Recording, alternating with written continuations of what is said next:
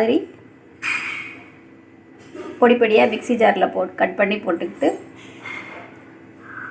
கொஞ்சம் பால் சேர்த்துக்கலாம். தேவையான அளவு ஒரு 2 டம்ளர் பால் அளவு, இந்த மாம்பழத்துக்கு 2 டம்ளர் பால் தேவைப்படும். கொஞ்சம் சர்க்கரை, மாம்பழத்தை மிக்சியில் போட்டு அடிச்சுட்டு ஒரு கூழ் மாதிரி பக்குவத்துக்கு வருவோம். அதுக்கப்புறம் பார்ப்போம்.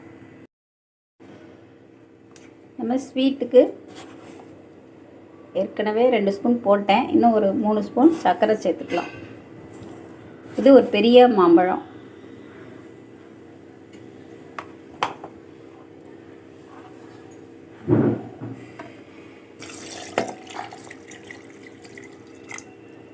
ஒரு 1.5 டம்ளர் அளவு பால் சேர்த்துருக்கேன். அடித்ததுக்கப்புறம் பால் பத்தலைன்னா இன்னும் கொஞ்சம் சேர்த்துக்கலாம்.